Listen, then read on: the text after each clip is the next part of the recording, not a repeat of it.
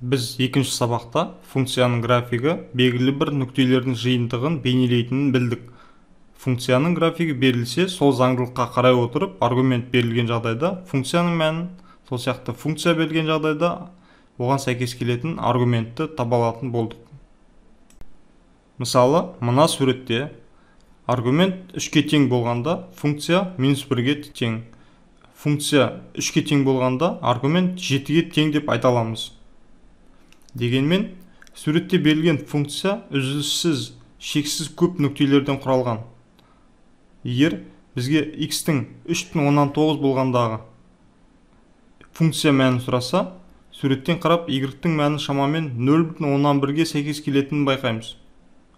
Сол сияқты x тең -3 болғанда y тең 2,14-ге жуық сан болар еді. Ал x тең 9 болғандағы функцияның мәнін сұраса, біз айта алмаймыз. Сол сияқты x тең 10, x тең -6 болса, оған сәйкес келетін функция жоқ.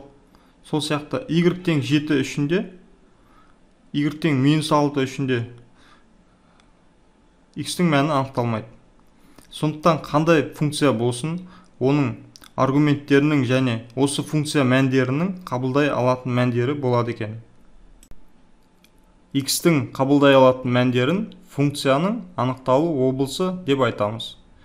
Ағылшынның domain сөзінен алынғандықтан dx деп белгілейміз.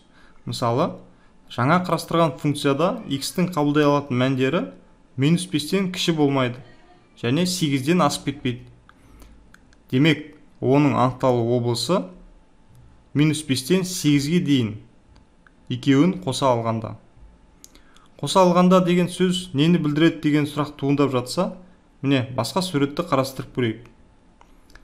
Егер біздің суретімізде аргументтің мәні -5-ке шексіз жақындағанмен оған тең бола алмайтын болса, онда шеткі нүктенің ішін боямай көрсетеміз, сәйкесінше аралықты жай жақшамен белгілейміз. Келтірілген суретте анықталу облысы -5-тен 8-ге дейін 8-ді қоса алғанда деп айтады екенбіз.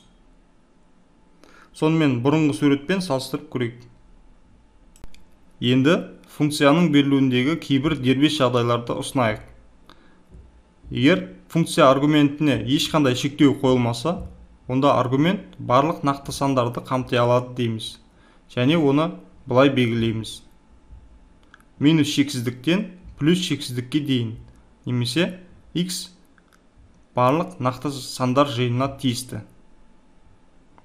Мұндағы r нақты сандар өрісі болатын естеріңізде болса. Егер функция мынадай бөліктерден құралса, аралықтардың бірігуі арқылы көрсетеміз. Біздің жағдайымызда x-тің мәні -5 пен -1-дің арасында және -1-ді қоса алғанда, және 2 мен 6-ның арасында 2-ні қоса алғанда. Егер функция тек кейбір нүктелерде ғана тиісті болса, онда оларды толық аралықпен ала алмаймыз. Мысалы, мына функцияда -6 мен 5-тің аралығы деп айту қате тұжырым. Себебі оның x тең 2 болғанда, x тең 3,1 болғанда, сол сияқты -4,5 болған кезде мәні жоқ. Сол сияқты аралықтағы шексіз көп аргументтердің мәндерінде анықталмайды. Сондықтан тек жиынмен ғана көрсете аламыз. Яғни x-тің қабылдайтын мәндері -6, -4, -2, 1, 3 және 5. Енді функцияның мәндерін алайық. Функцияның қабылдай алатын мәндерінің жиынын функцияның мәндер жиыны деп айтамыз. Және оны rx деп белгілейміз. R range сөзінен алынған. Кейбір кітаптарда ex деп берілуі мүмкін. Анықталу облысында көрсетілгендей функцияның мәндерінде аралықпен көрсетеді екенбіз. Бірден мысалдарға көшейік. Бірінші мысалда функцияның қабылдай алатын мәндерінің жиыны -4-тен 3-ке дейін 3-ті қоса алғанда. Берілген екінші мысалда -5 пен плюс шексіздіктің арасында -5-ті қоса алғанда.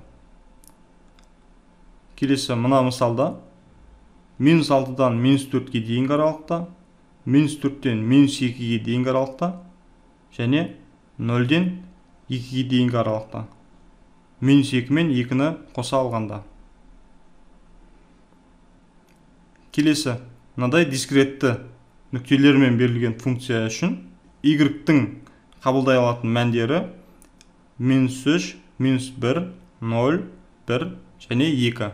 Функцияның мәндер жиыны анықталу облысына ұқсас, айырмашылығы тек қана осінде. Бірақ анықталу облысында қарастырылмағанмен мәндер жиынында қарастыру керек кейбір мысалдар бар. Мысалы, f от x функциясы 3 бөліктен тұрсын. Бірінші a бөлігі -4 пен 0-дің арасында -4-ті қоса алғанда. b бөлігінде y-тің қабылдай алатын мәндері -5 пен -3-тің арасында -3-ті қоса алғанда. Және s бөлігінде 1-ден +x-ке дейін 1-ді қоса алғанда болсын. Олай болса, функцияның мәндер жиыны осы 3 аралықтың бірігуі. Енді бастапқы 2 аралықты бір координаталық түзуде салып көрейік. -4-тен 0-ге дейін, -5 пен 3-тің аралығы. Осы 2 аралықтың бірігуі -5 пен 0-ге дейінгі аралықта болады екен. Демек, есептің жауабын мынадай түрде жазамыз. Енді мағынасын түсінуге тырысайық. Мысалы, 1 метр биіктіктен лақтырылған доп 40 метрге дейін көтеріліп, 7 секундта жерге түсті. Берілген функцияның уақытқа тәуелділігін бейнелеп көрейік. 0 секундта 1 метр, 7 секундта 0 метр. Ең үлкен биіктік 40 метр.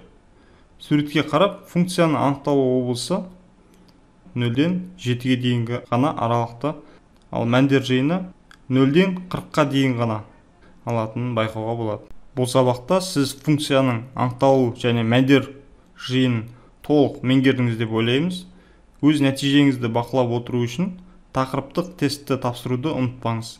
4-ші сабақта кездескенше.